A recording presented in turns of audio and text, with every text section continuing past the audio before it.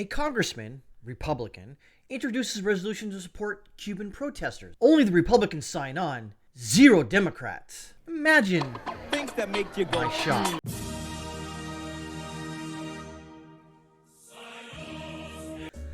All right.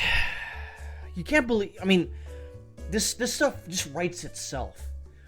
Why wouldn't any Democrat go, yes, socialism is bad, communism is bad, it's the tyranny of the mind and soul, so let me sign on to this. Nope, not going to sign on to it because I believe in socialism. That's what a Democrat would say. Don't get twisted. That's not what I'm saying.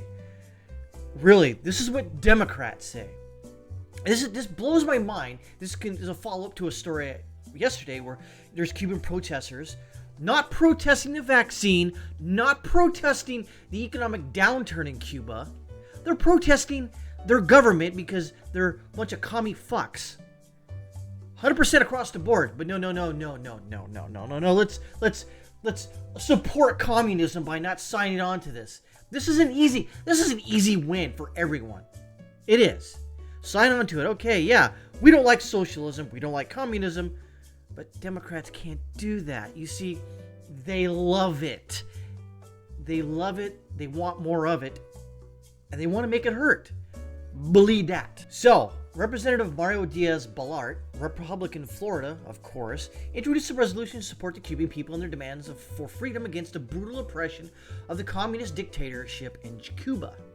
Cuba, depending on how you want to recite that proper term.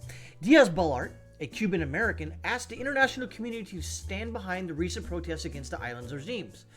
Initial co-sponsors from the House resolution include Steve Scalise, Elise Stefanik, Maria Elvira Salazar, Carlos Jimenez, Nicole Maliatkis, Greg Stubbe, Dan Crenshaw, Byron Donalds, Matt Gaetz, and Liz Cheney.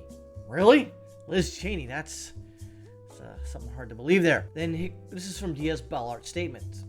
For 62 years, the Cuban people have struggled for freedom and human rights under a brutal, repressive dictatorship. On this day, which also coincides with the anniversary of the Tugboat Massacre, we also remember the regime's decades of malevolence, including the Brothers to Rescue Shoot Down, the firing squads, torture, arbitrary arrests, killings, human trafficking, those who fled in makeshift rafts through shark-infested waters, and the many activists who have suffered or perished for simply daring to speak against the regime. Cuban people will be free, and they will remember those who stood with them. But, of course, it gets better.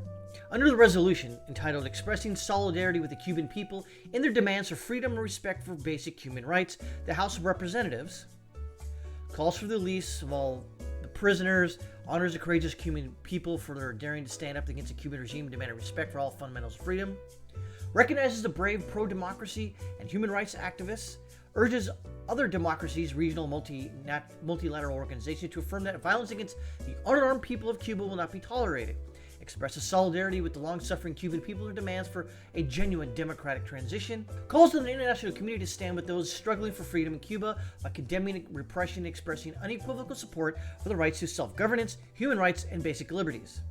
Other Cuban lawmakers are calling on the Biden administration to explicitly support the Cuban people in their protests against the regime. Okay, great. Why don't any Democrats or filthy goddamn liberals would sign it before that? That seems like a noble statement saying that, but they can't. You see, they can't back that because a Republican did it, which is stupid. I would say this on the other side if or liberal, a stupid piece of human trash, liberal, goddamn cocksucking motherfucking liberal would say that. I'd go, yeah, I don't like the guy, but guess what? That makes sense. Let's back that. Nope, none. So far as of 2:33 p.m. on a 13 July 2021 afternoon, nothing. Other Cuban lawmakers are calling on the Biden administration to explicitly support the Cuban people in their protests against the regime.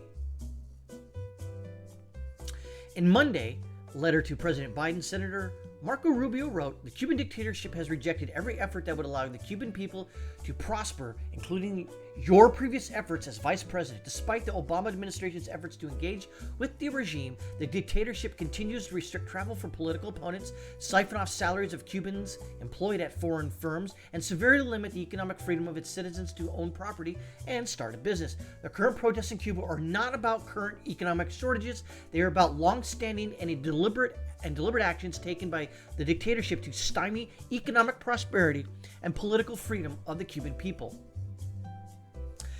Representative Nicole Maliakis, member of the House Committee on Foreign Affairs, encouraged the 10 Cuban-American members of Congress to work with the potato administration to push for democracy, human rights, freedom of speech, and rid the island nation of the dual currency and economic systems that have inhumanely suppressed the Cuban people, leading to poverty, starvation, and poor living conditions. I like this comment down here. Work with the Biden administration to push for democracy? Is that a joke? The Harris administration wants nothing to do with it. Go around the administration or through it, whatever. Don't ever be naive enough to think that you'll work with you to promote individual freedom of any kind. If anything, they're taking notes on crushing dissent. And then Liz Cheney thought it was a declaration of war and signed it by mistake. But that's the thing.